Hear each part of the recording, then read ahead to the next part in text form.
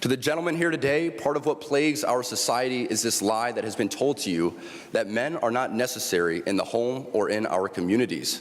As men, we set the tone of the culture, and when that is absent, disorder, dysfunction, and chaos set in. Okay, wow. This is Harrison Butker. Harrison Butker is his name, giving a commencement speech at Benedictine Catholic College, I think is what it is.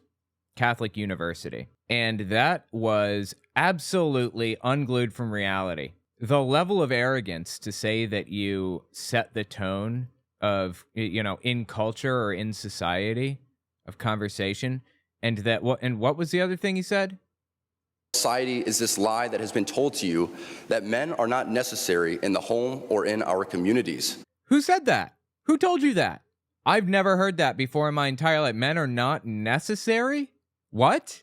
What is this dude going on about right now? Anyway, he gave a wild commencement speech for this college. Now, it's a Catholic school, so naturally you can expect some absolutely wild stuff to come out.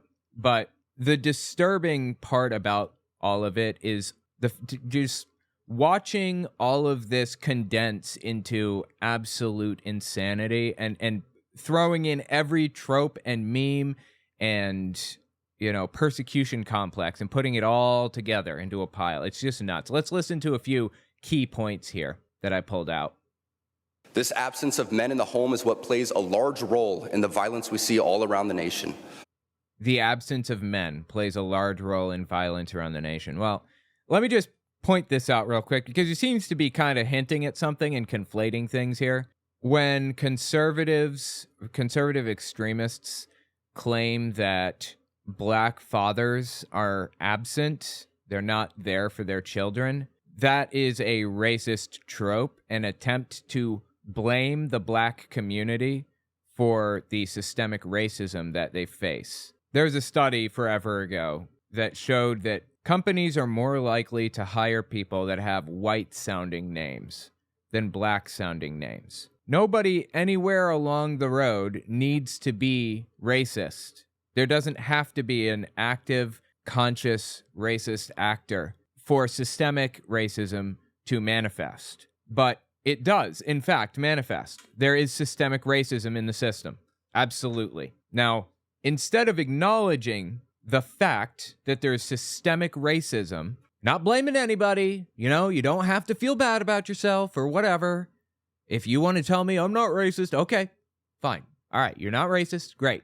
But there is a racist system in play here that causes problems for the Black community, and not just them either, for minority groups generally. And conservatives, like this guy apparently, look for some method of blaming those, systemic problems on the people who are victim to it, rather than the system itself. So what excuse do they come up with to say, hey, it's actually the Black people's fault? They say, well, they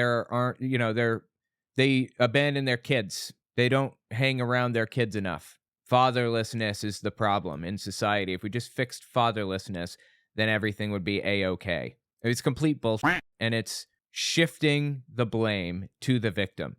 Anyway, he's kind of working that into his belief system here, or his what he's espousing. So keep that in mind as we go along. It's called a dog whistle. People may not immediately be aware that that's even a thing, but conservatives who look for alternatives to systemic racism, they know it's a thing. Home is what plays a large role in the violence we see all around the nation. Other countries do not have nearly the same absentee father rates as we find here in the U.S., and a correlation could be made in their drastically lower violence rates as well. A correlation, and did you find a causation in that correlation? Or are you just throwing out words hoping nobody is going to pick it apart? Be unapologetic in your masculinity, fighting against the cultural emasculation of men. I don't feel like I have to apologize for being a man. What the hell is he going on about? Do hard things. Never settle for what is easy. You might have a talent that you don't necessarily enjoy, but if it glorifies God, maybe you should lean into that over something that you might think suits you better. This is wild, dude. What the hell is he going on about right now? The persecution complex is just dripping off of him right now. It's just nuts. If you could believe it, it got even nuttier than that. Listen to the next clip from this guy. Quick interjection, this won't take long, I promise. I'd appreciate it if you watched to the end of the video, or at least a couple extra seconds, because YouTube bases its algorithm off of watch time. The more watch time a video has, the further the video will go. Also, take a look at my website, owenmorgan.com. I'm selling my book, Understanding Jehovah's Witnesses, 400 pages, and my second book, 100 Questions for Jehovah's Witnesses, which is about 80 pages. And you can find them both there on the website. Audio form, ebook form, whatever. It's about my experiences within the religion and the history of the religion generally. The 100 questions are intended to challenge your religious leader, so I'd appreciate it if you give it a read. Okay, back to the video. For the ladies present today, Who just graduated college, right? Ladies present are fresh graduates. What message does he have for brand new college graduates? congratulations on an amazing accomplishment. You should be proud of all that you have achieved to this point in your young lives. I want to speak directly to you briefly because I think it is you, the women, who have had the most diabolical lies told to you. Oh, here we go. Ready? Buckle up. How many of you are sitting here now about to cross this stage and are thinking about all the promotions and titles you are going to get in your career? Some of you may go on to lead successful careers in the world, but I would venture to guess that the majority of you are most excited about your marriage and the children you will bring into this world. There's a baby crying in the background. How apropos, right? Is that the right word for this situation? Yeah. I guess it could fit. It's kind of the right word. Anyway, so he says, your greatest accomplishments aren't in your careers. They're not what you are here to celebrate. It has nothing to do with what you're here to celebrate. Your greatest accomplishment will be baking bread in a sundress while pregnant. For your husband, sorry. I can tell you that my beautiful wife, Isabel, would be the first to say that her life truly started when she began living her vocation as a wife and as a mother. I'm on this stage Dude, is this alpha male about to cry? today and able to be the man I am because I have a wife who leans into her vocation. I'm beyond blessed with the many talents God has given me, but it cannot be overstated that all of my success is made possible because a girl I met in band class back in middle school. Dude, this is not manly behavior, bro. Wow, literally crying. Oh, that's super manly, bro. Look, I don't have a problem with crying. I think it's a good thing. You should let your emotions out, absolutely. And those emotions shouldn't always be centered around anger. Like, my God. But this alpha male is telling us how men are mistreated and you have to apologize for it in society and all this. Give me a break. Would convert to the faith, become my wife, Literally crying right now. That's super manly. and embrace one of the most important titles of all, homemaker. This is a joke. This is absolutely ridiculous. This entire commencement speech was insane. And it's like, it was a Catholic school, okay? There are like no laws being broken here or anything like that. But the fact that he's saying it shows where we are in society, and it is nuts.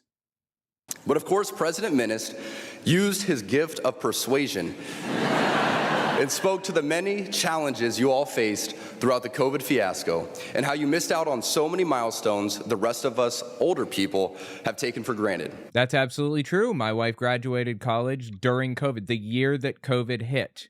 Didn't get to walk. Didn't get to, take the, have the cap and gown, get the diploma and all the stuff. And that sucks. But he's not going to just point that out and say, wow, that sucks. Yeah, we all gave something up during COVID and it was hard.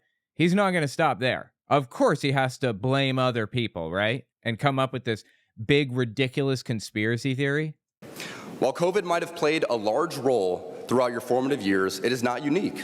Bad policies and poor leadership have negatively impacted major life issues. Okay. Wasn't Donald Trump the president when COVID hit?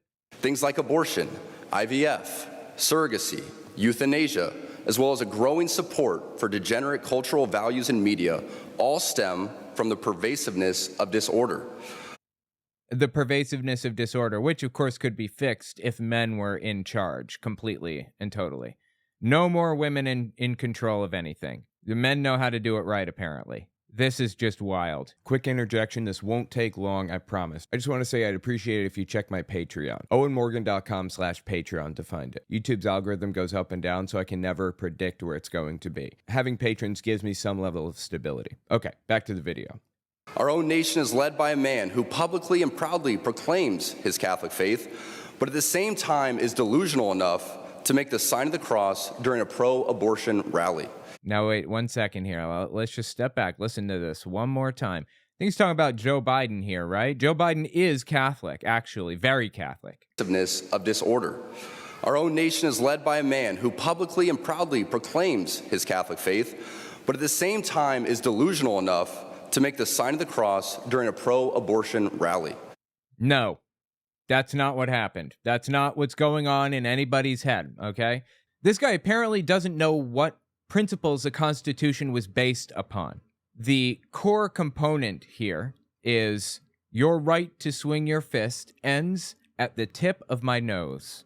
You can swing it anywhere you want except for right here, because then you're not exercising your rights. You're violating my rights. So what Biden understands as a practicing, believing Catholic is that we have Muslims and Hindus and Sikhs and Shinto and Jain and Buddhists and all kinds of different religions in this country, and he cannot impose his religious views upon other people around him. That's not his job. His job is to make sure that the country is running smoothly, control the military, veto bills, so on and so forth.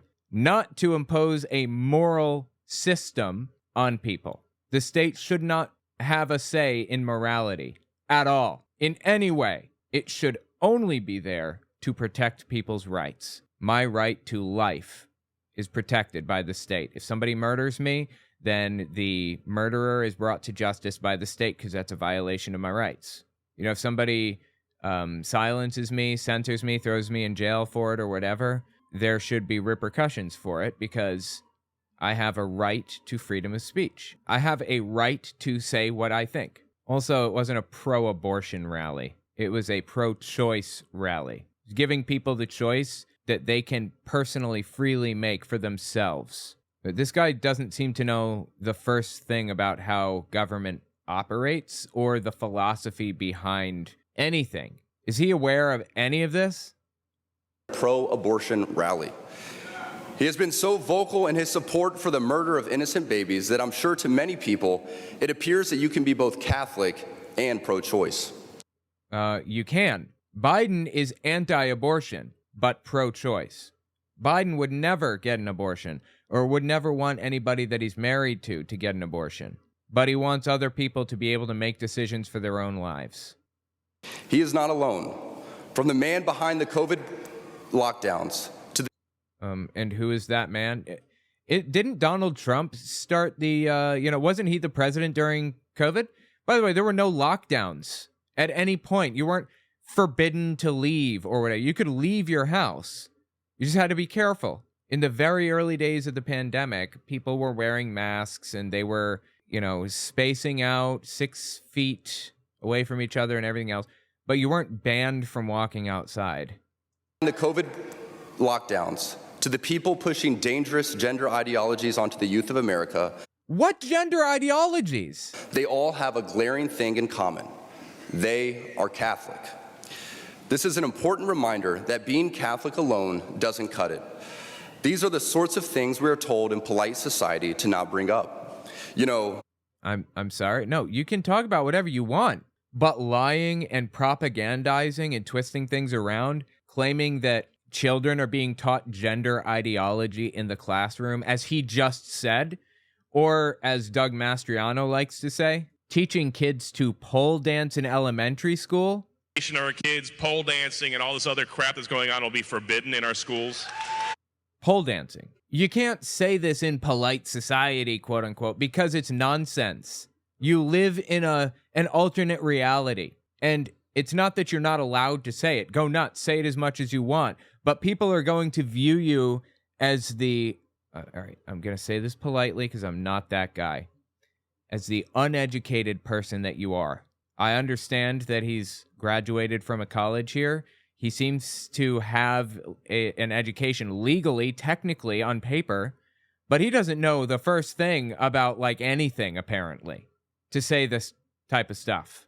As Greg Locke says, I'm dumber than a box of rocks in a lot of areas. or my friend Shane Vaughn, I've lived for the Lord my whole life, and I was dumb as a box of rocks and didn't know it. thank you. I appreciate that, guys. Thank you for the input.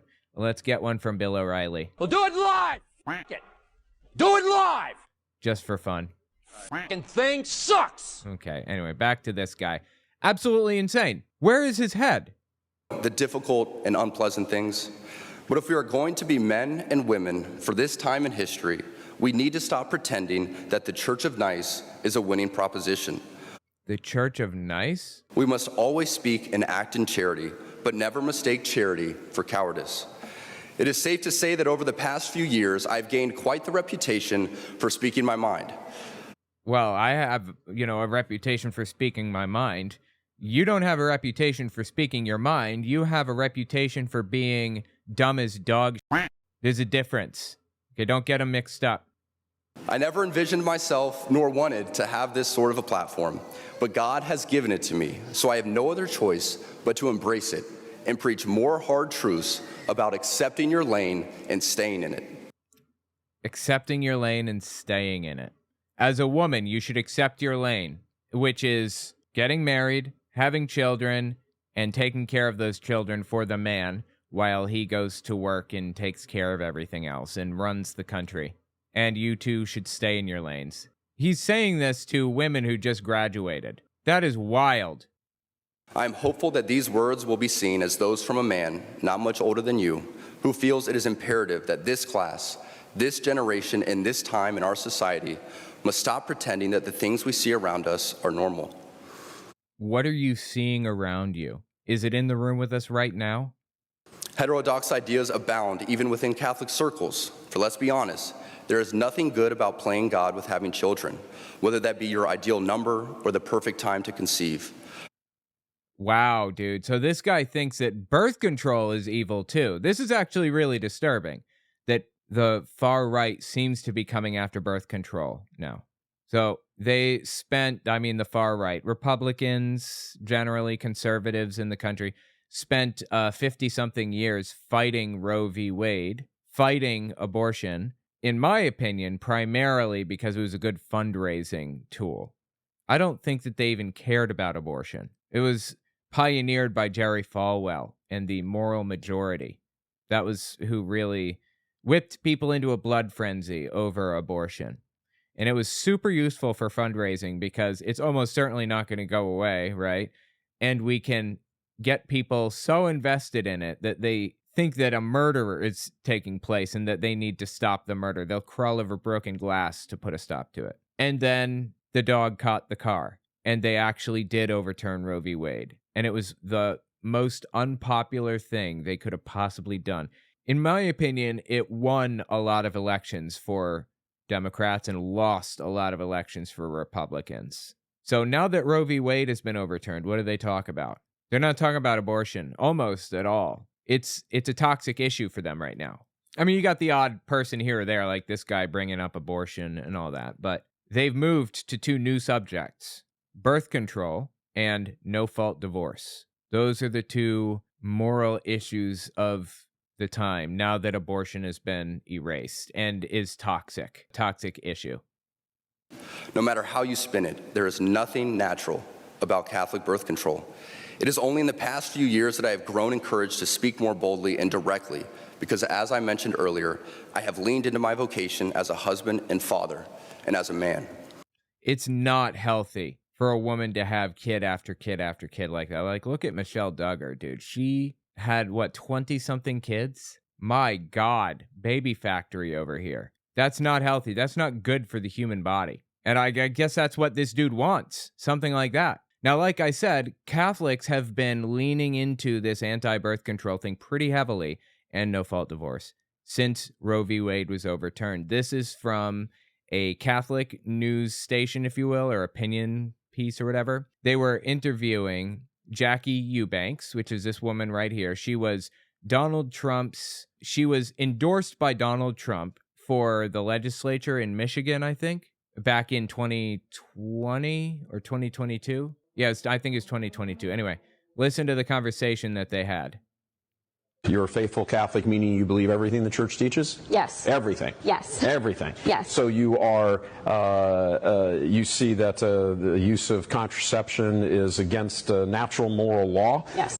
What? How did they come to this conclusion? Does the Bible say anything about contraception? Did God say no condoms are allowed? Did he say don't take the pill? Is destructive, a doorway to abortion, blah, blah, and all that and everything else. Yes. You see everything going on with Roe, for example, right now, and all the left, becoming completely uncorked, losing their minds. The question, they're saying they're coming after your gay marriage next. They're coming after your birth control after that and everything else. Well, you know what? Yeah. Absolutely. Yeah. I mean, it's pretty clear, right? They're laying it out here. They're making the point clear. They are, when I say they, I mean the Republican Party, the conservative movement, the evangelical movement on the right is coming after birth control, no-fault divorce, abortion at all. They want a federal ban ultimately. And what was it? Oh, and gay marriage. They're coming after all that stuff. I don't know how it can get any clearer than that. And it's not just Catholics either. I just showed Catholics talking about this, right? But Mike Johnson, Speaker of the House, is not Catholic. I don't believe that he's Catholic. I think he's what's called like non-denominational, but he's part of the New Apostolic Reformation, really. So it's a form of Pentecostal, kind of. It's evangelical. It's almost like its own denomination, evangelical. Anyway, I believe that's what he is. But listen to what he had to say on the subject with these questions. I want to talk about some social issues. You've got a lot of critics who say that you are wildly out of step with the American people. Let's talk abortion first. One of the groups opposing you says this. He wants a total abortion ban with no exceptions. He supported bans that would not only criminalize abortion, but ban IVF treatments and common forms of birth control, and that you... It blows me away that they're going after IVF treatments now, too. That guy, was it Harrison Butker or whatever, he talked about IVF, too. This helps people have babies. What are you talking about? Why are you trying to ban in vitro fertilization? People can't have children, so they fertilize the egg in a lab and implant it medically so that they can have children. People who could not have them before now can. Why would you fight against that? Voted against access to contraception. Where are you on these issues? Is that an accurate assessment of where you are? Because that's not in step with the American people. It very obviously is. So whatever he's going to say, if it's, no, that's not what I believe, it's a lie. No, Shannon, look, I'm pro-life. Oh, so he said no, but yes. Said very clearly, I'm a Bible-believing Christian. I believe in the sanctity of every single human life. If he's a Bible-believing Christian, then he should be pro-abortion. Numbers 5:11-22. The Bible is in favor of abortion. You should get an abortion in some cases. You know why? Because lineage was very, very important in Bible times. It was, if there's any doubt at all who the parent or who the dad was, ever, from anybody, the mother should get an abortion. That's what those verses are about. There were instructions for how the mother should abort the baby if there's question over the paternal lineage or whatever. So he's not apparently a Bible-believing Christian, or he'd be pro-abortion. Christian, I believe in the sanctity of every single human life.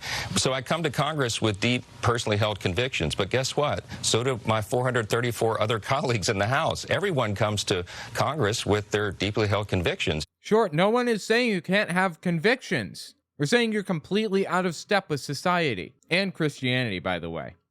But the process here is that you make law by consensus, and I've not brought forward any measure to address any of those issues. Right now, our priorities hasn't brought them forward yet. Are funding the government, handling these massive national security priorities that we have and crises around the globe, and taking care of changing and reforming how Congress works. That's what we're going to do. Listen, prior to the modern time, I mean, until recently, actually. You mean when Roe v. Wade was overturned? Almost all of our nation's leaders openly acknowledged that they were also Bible-believing Christians. Oh, I guess now it's a shot across the bow for atheists or something. Pretty much all congressmen and people in government, just about all of them are Bible-believing Christians also. I mean, still, there are almost no non-Christian members of Congress federally. I think it's like 92% are Christian, right? And I think there's some Muslim like Ilhan Omar, maybe Rashida Tlaib, I'm not sure. There are a couple of Muslims. The religious composition of the 118th Congress, which is what we're in at this moment. 469 of the 538 representatives identify as Christian. 33 are Jewish, 2 are Buddhist, 3 are Muslim, 2 are Hindu, 3 are Unitarian Universalist, 1 is humanist. Who? 1 is unaffiliated, 0 are something else, and then 20 don't know or refuse to answer. So 88% of Congress, basically, is Christian. 56% are Protestant. That's Baptist, Methodist, Anglican, Presbyterian, Lutheran, so on. 27% are Catholic. 1.7% are Mormon. That's a weirdly high percentage. 1.5% are Orthodox Christian. And then 1 person is Messianic Jewish. That's fascinating. Anyway, the point is that, like, what he's saying here is pretty much already the case. It's still the case. It's been the case this entire time. I don't know what, like, fantasy land this guy lives in, or what fantasy land this person lives in, or what fantasy land this guy lives in. I don't know. But it is completely out of touch with reality. All the way down. This is nuts. Tell me what you think about it in the comments.